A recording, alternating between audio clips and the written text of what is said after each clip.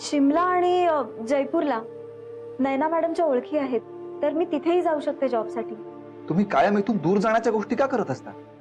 कुणाला घाबरताय तुम्ही? कुणापासून पळताय? दादाला बघायला मुलीकडचे आले होते आणि आत्याही ह्याची वाट बघत होती. आणि तूही थोड्या वेळात येतोस सांगून जो बाहेर पडलास तो अजूनपर्यंत आला नाहीये. आता आत्या किती चिडली असेल हे मी तुला काही वेगळं सांगायला नको. अहो मला मगाशी तुम्हाला काय सांगायचं होतं ना ते मला आत्ता आठवले. अहो आत्याबाई, मी आपल्या अभिदादाला त्या मीनाक्षी बरोबर बघितलंय. पंचाहो, माझ्या बोलण्यावर विश्वास ठेवा ना. आता जे काही ऐकायचंय ना ते मी अभिच्या तोंडून ऐकीन. आणि हो, आता त्यामध्ये तू काही बोलणार नाहीये. हॉस्पिटलला जाते असं सांगून नक्की गेली तरी कुठेही? आणि माझ्याशी खोटं का बोलतीये काही कळत नाहीये.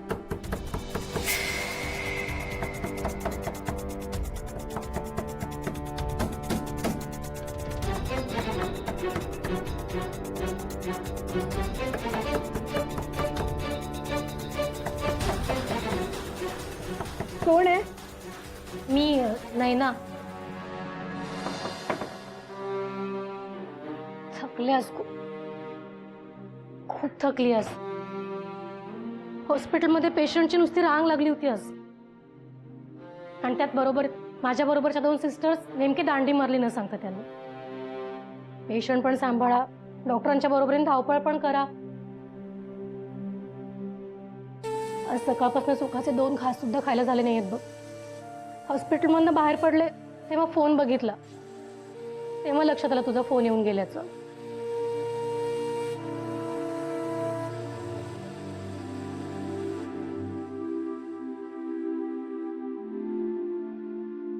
घरी आलेल्या कोणी असं पाण्याचा ग्लास दिला की किती बरं वाटतं ना. मानेला काय झालंय? आत्ता बोलले ना, खूप गडबड होती. त्या गडबडीतच एकदा धडपडले. सलाईनचा स्टँड लागला. तू अशी उभी काय आहेस? मी आपल्यासाठी समोसे आणले, चल ना.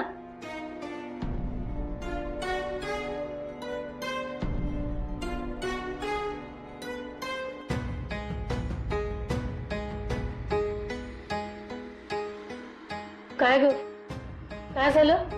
तेच तुला विचारतीये मी. एवढं काय घडलंय जे तू माझ्याशी इतकं खोटं बोलतीयस? तू आज हॉस्पिटलला गेलीच नव्हतीस. गेले होते. हे काय? हे समोसे आपल्या हॉस्पिटलच्या बाजूलाच मिळतात ना, तिथूनच तर आणले मी. पण तुला कोणी सांगितलं की मी? तू फोन उचलला नाहीस म्हणून मी हॉस्पिटललाच फोन केला होता. फोन का करत होतीस? ते मी तुला नंतर सांगेन. पण तू नक्की कुठे गेली होतीस? हॉस्पिटलला का गेली नव्हतीस? आणि तुझ्या मानेला काय झालंय? विशेष काही नाही ग, दुसरंच एक काम होतं म्हणून तिकडे गेले होते. हॉस्पिटलमध्ये मुद्दाम काही सांगितलं नव्हतं. अगं पण माझ्याशी का खोटं बोललीस? आता जाऊ दे ना तो विषय. हे बघ, मी आपल्यासाठी मटार आणलेत. खूप दिवसात मटार पुलाव खाल्ला नाहीये ना, आज होऊन जाऊ दे तुझ्या हातचा. हा, मी पटकन फ्रेश होऊन येते.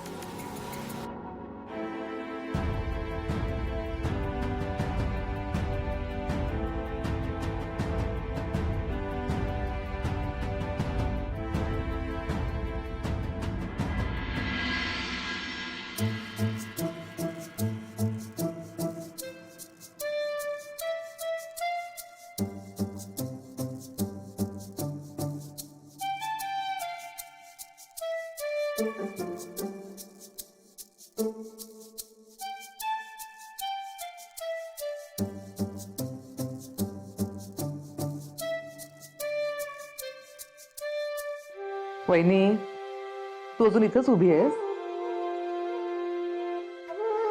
अगं अभि दिवसभर आपला लिफ्ट मध्ये अडकला होता.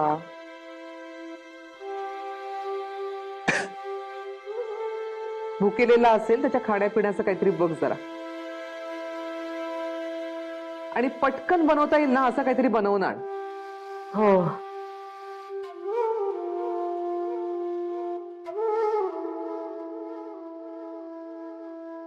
नक्की काय झालं अभि?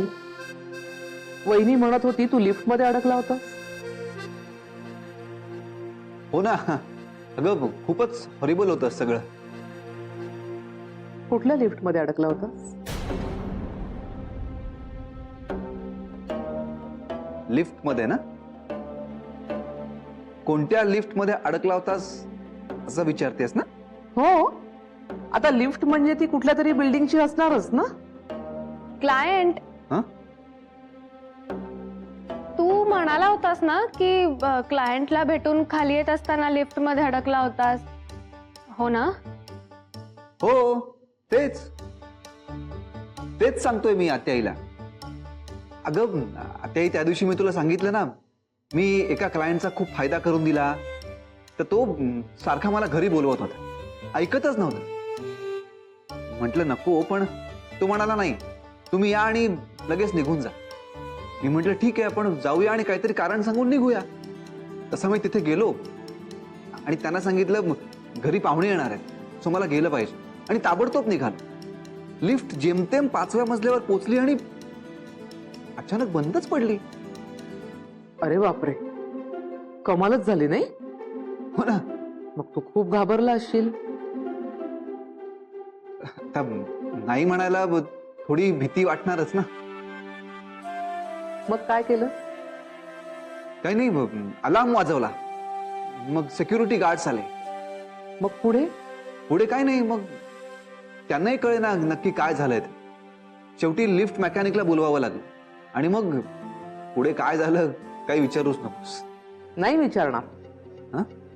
नाही म्हणजे तू तर सुखरूप घरी आलायस ना, मग कशाला विचारायचं, नाही का?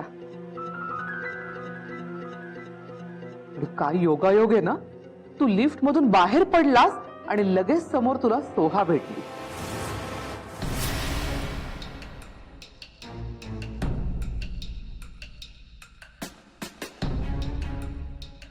वहिनी, अगं त्याच्यासाठी खायला आणलंयस ना? हो. मग हातात धरून काय उभी आहेस? दे. चल, पटकन 2 घास खाऊन घे. हं?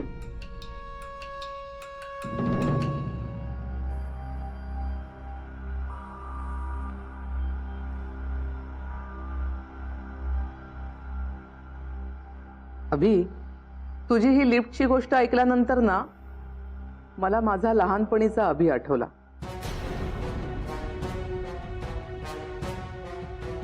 लहानपणी त्याच्याकडून एकदा चूक झाली होती आणि आत्याईशी सुद्धा तो खोटं बोलला. आत्याई त्याला पुन्हा पुन्हा विचारत होती आणि पुन्हा पुन्हा अभि खोटं बोलत होता. असं ते काही महत्वाचं नाहीये ना. मला आपलं सहज आठवलं म्हणून सांगितलं.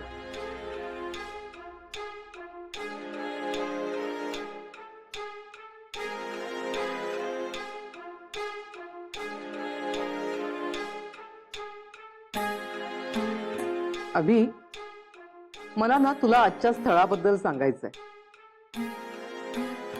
तुझ्यासाठी जी मुलगी शोधली आहे ना मी, ती लवकरच मोठ्या सरकारी पदावर जाणार आहे. तिचे वडील वकील आहेत आणि आई डॉक्टर आहे. तुझ्यासाठी तुला अगदी शोभेल अशी मी मुलगी बघतीये.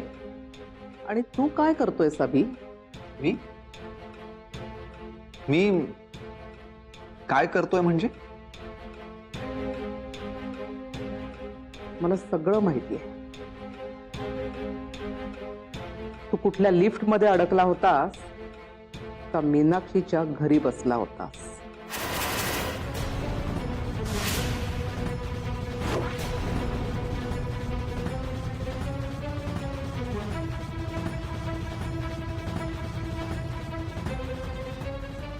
आत्याही, अगं हे बघ, तू समजतेस तसं काही नाहीये.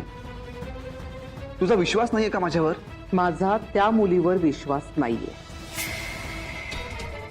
आणि जर तुझ्याही मनात तसं काही नसतं तर तू माझ्याशी खोटं बोलला नसतास. मला वाटलं होतं लहानपणीची गोष्ट ऐकल्यानंतर तरी तुझ्या काही लक्षात येईल, पण नाही. खरं तर मीच विसरले की आता तू लहान राहिलेला नाहीयेस, खूप मोठा झालायस.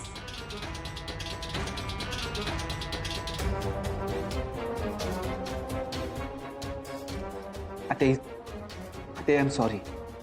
प्लीज मला समजून घे. हे बघ ती वेळच अशी होती ना की मी काहीच नाही करू शकलो. खरं तर मी तिथे अभि, या विषयावर मला आता काहीही बोलायचं नाहीये.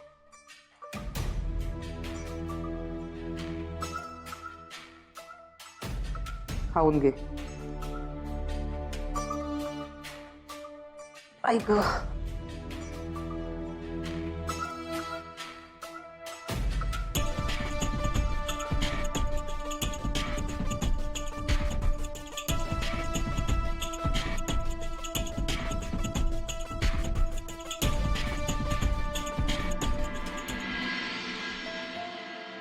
काय ग, अभिचं मेसेज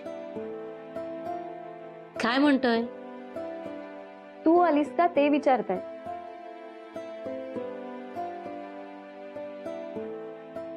हे बघ, त्यांचा मेसेज आलाय म्हणून तू लगेच विषय बदलू नकोस. तुला जर तुझ्या नवऱ्यालाच भेटायला जायचं होतं, हॉस्पिटलला जायचंच नव्हतं, तर मला का खोटं सांगितलंस? अगं माझी आई, मी हॉस्पिटललाच चालले होते, पण मध्येच असं काही घडलं की मला त्यांच्याकडे जावंच लागलं. तो विषय जाऊ दे ना आता. मला तुमच्या दोघांबद्दल माहिती हवीये. म्हणजे दिवसभर घरी तुम्ही दोघंच होतात, मग काय काय बोललात तुम्ही दोघं एकमेकांशी? दरवाजा कसा उघडायचा याबद्दलच बोललो. काय, फक्त दार कसं उघडायचं याबद्दलच बोलत होतात? हो. मग त्यांना भूक लागली, मी खिचडी करून दिली. आवडली असं म्हणाले. कोण? खिचडी. खिचडी होय, मला वाटलं. झाली तुझी थट्टा सुरू? मीनाक्षी, तुला काय वाटतं, इथून बाहेर कसं पडायचं हे अभिला सुचलं नसेल का? म्हणजे अगं, त्याला जर इथून बाहेर पडायचं असतं ना, तर अर्ध्या तासाच्या आत तो इथून निघूनही गेला असता. कसं काय? कसं काय म्हणजे काय, आजकाल चावीवाले सुद्धा ऑनलाईन झालेत. अगं, त्याने मनात आणलं असतं तर कोणालाही फोन करून बोलवून घेतलं असतं, पण त्याने तसं केलं नाही, कारण त्यालाच तुझ्यापासून दूर जायचं नव्हतं. आणि म्हणून त्याच्या बहिणीचा फोन येईपर्यंत तो इथेच थांबून राहिला. येतंय का काही लक्षात?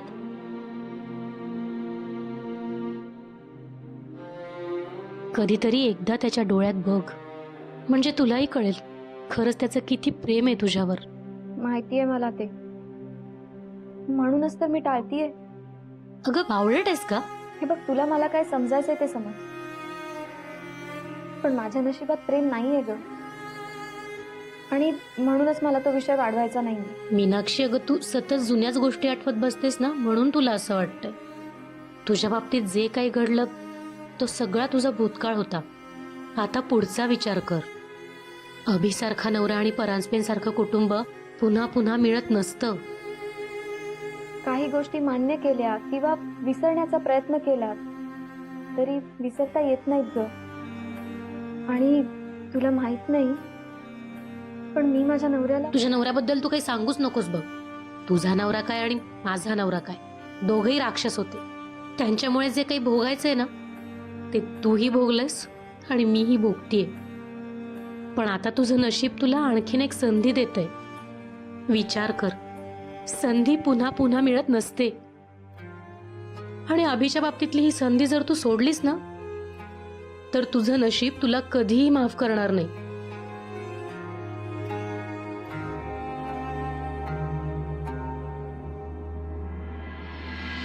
त्यांच्या आयुष्यात सध्या एवढी उलथापालथ सुरू असताना मला नाही वाटत त्या एवढ्यात तरी पुढच्या आयुष्याबद्दल काही विचार करत असतील. दादा, तू दिवसभरात तिच्या बरोबर होतास, तू तरी काही विषय काढलास का? मी एक दोनदा प्रयत्न केला विषय काढण्याचा, पण प्रत्येक वेळी त्यांनी बरोबर तोच विषय टाळला. मला वाटतं या सगळ्याच बाबतीत ती खूप ऑकवर्ड फील करत असेल.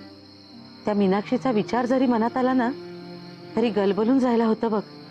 आपल्याला कोणाचा आधार नाही, आपलं असं हक्काचं कोणीच नाही, या विचारानेच बिचारी कोलमडून जात असेल. हो आई, तू म्हणतेस तसंही असेल कदाचित. आणि या सगळ्या प्रकरणामध्ये आता मला वंसनचं टेन्शन यायला लागलंय. फक्त तुलाच नाही, आम्हाला दोघांनाही आत्याचं टेन्शन आहे. आणि मला एक गोष्ट लक्षात येत नाहीये, आज जे काही घडलं ते वंसनसाठी खूप धक्कादायक होतं. पण तरीही त्यांच्या वागण्या बोलण्यात कुठलाच बदल नाहीये. बघ ना, मलाही ह्याच गोष्टीचं आश्चर्य वाटतंय. त्यांच्या डोक्यात नक्की काय सुरू आहे ना तेच कळत नाहीये. मी तर म्हणते हीच संधी आहे दादाच्या मनात मीनाक्षी बद्दल काय चाललंय हे आत्याईला आणि बाबांना सांगण्याची.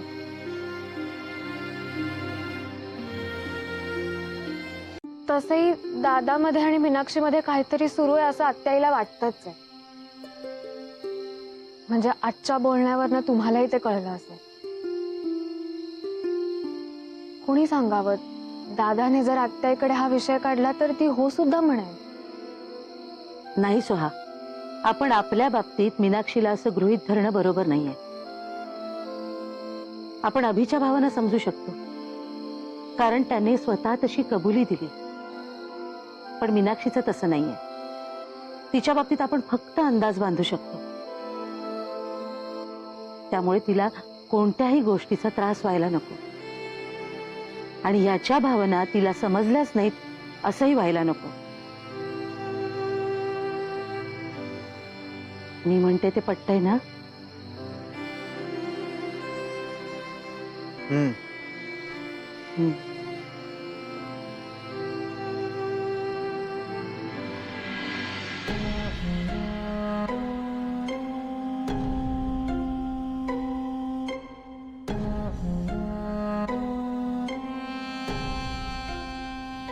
अहो मला मगाशी तुम्हाला काय सांगायचं होतं ना ते मला आत्ता आठवले. अहो आत्याबाई, मी आपल्या अभिदादाला त्या मीनाक्षी बरोबर बघितलंय. लिफ्ट जेमतेम 5व्या मजल्यावर पोचली आणि अचानक बंदच पडली.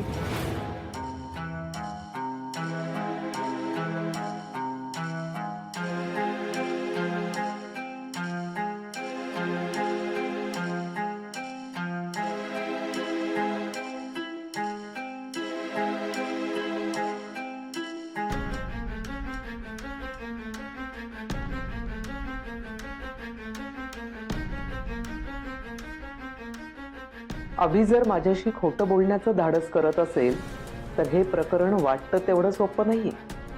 नक्कीच काहीतरी गडबड आहे.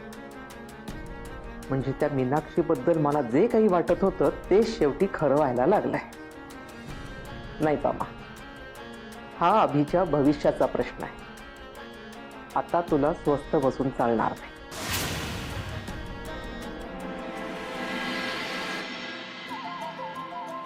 नाही ना, डबा घेऊन जा.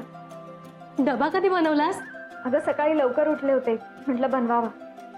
मला आता असं वाटायला लागलंय माझ्या घरात जरा जास्तच कौतुक व्हायला लागले. चल येते मी. आज तरी हॉस्पिटललाच जाणार आहेस ना? हो ग, हॉस्पिटललाच जाणार आहे. मी फार काही बोलत नाही आता या विषयावर, पण काळजी घे. आणि तू म्हणत होतीस ना तुझी मान दुखतीये, त्यालाही प्लीज औषध लाव. हो सासूबाई, आज सगळं तुम्ही सांगितल्याप्रमाणेच होणार आहे. ठीक आहे, चल येते.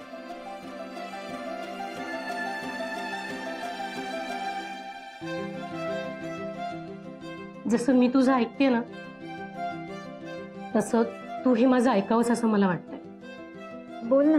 तू सुद्धा आता स्वतःचा विचार करायला हवास. अगं तुझं सुख तुझ्यासमोर हात जोडून उभं आहे. काय बोलतेस तू? मी अभिबद्दल बोलते हे माहितीये तुला. अगं त्याच्यासारखा मुलगा तुला शोधूनही सापडणार नाहीये.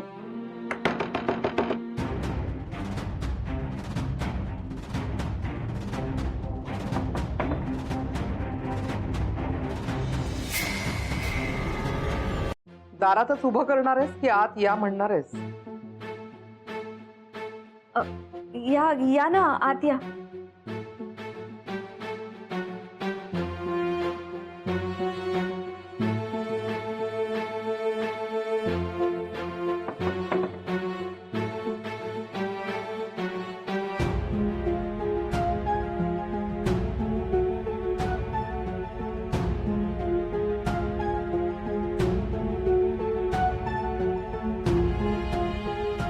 पाणी बाजूला ठेव, तुलाच कदाचित गरज पडेल त्याची.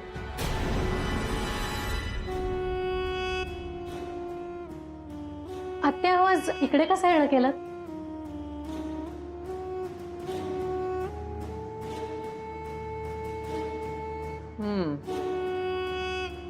तर अभि काल दिवसभर या घरात होता ना?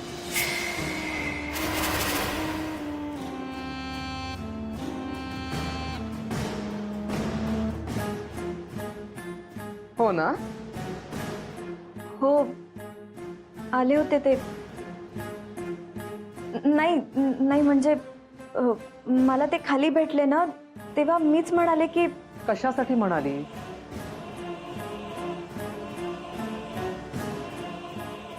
अगं काय विचारतीये मी? का म्हणालीस?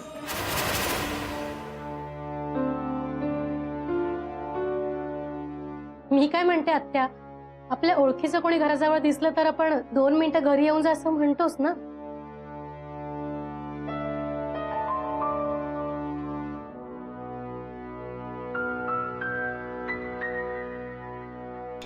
तुमच्या दाराचं लॅच बिघडलंय ना? हो, माझ्या हातूनच खराब झालंय ते.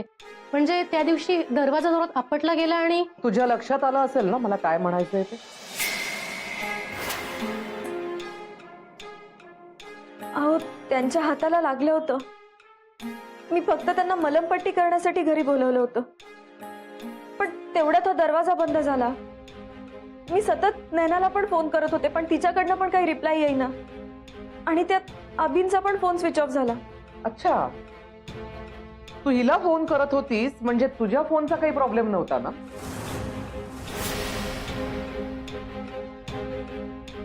मग आमच्या सगळ्यांचे नंबर तुझ्याकडे होते ना? मग आमच्यापैकी कुणाला हे असं काही घडलंय हे सांगावं असं नाही वाटलं तुला?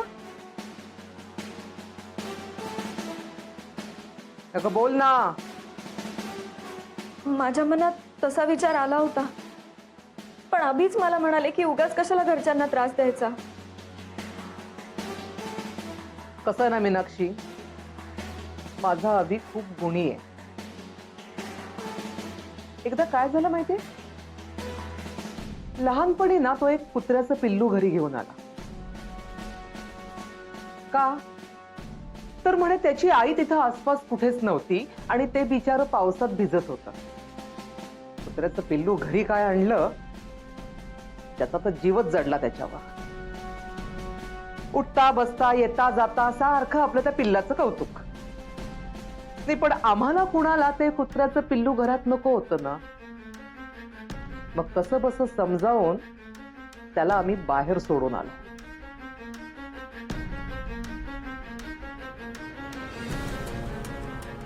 असो, आता मी इथे का आलीये ते तुला सांगते. काय ना मीनाक्षी, आमच्या घरात आणून तुला जेवढी मदत करायची होती ना तेवढी आम्ही केली, किंबहुना जरा जास्तच केली. तेव्हा त्याची तरी जाणीव ठेवून माझ्या अभिचा नाद तोड.